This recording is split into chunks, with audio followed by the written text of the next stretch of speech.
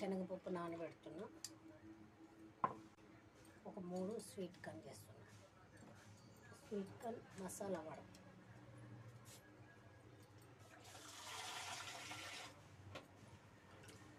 ఇది 3 గంటలు నానబెట్టి ఉంచాలి. తర్వాత చేద్దాం. ఇవేమో ఓలుద్దాం.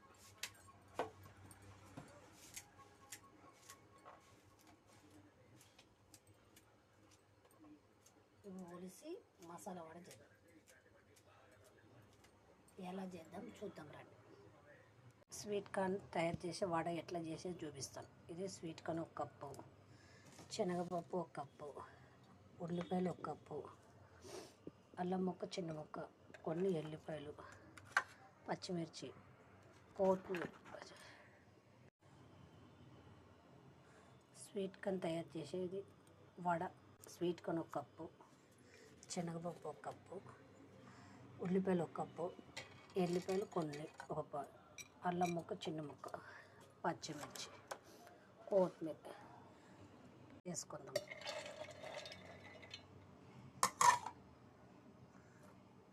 స్వీట్ కార్న్ కొన్ని,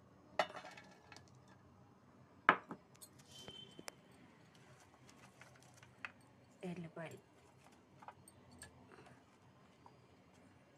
అల్లం కొంచెం బరకగా పట్టుకొని వద్దాం. మసాలా కూడా బరకగా చేసుకుని వచ్చిన ఎలా తయారు చేసుకుని చూద్దాం. మిక్సీలో వేసుకోవచ్చు.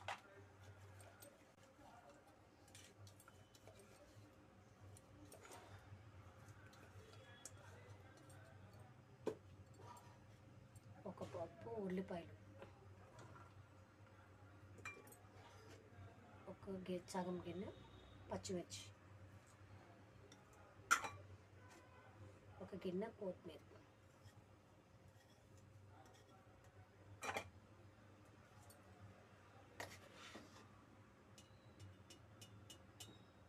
సగం స్పూన్ సాల్ట్ సరిపడా. అది కలుపుకుందాం.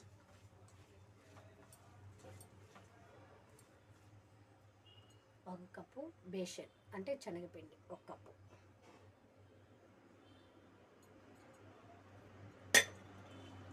మంచిగా కలుపుకొని మసాలా ఇది స్వీట్ కార్న్ వడ చేస్తాం. ఎలా చేస్తాను చూద్దాం.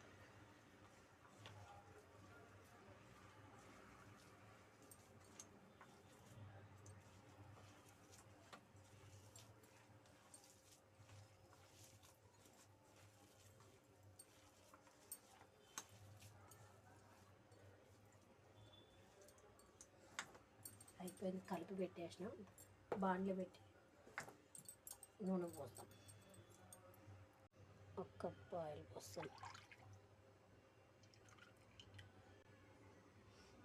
వడ చేద్దాం.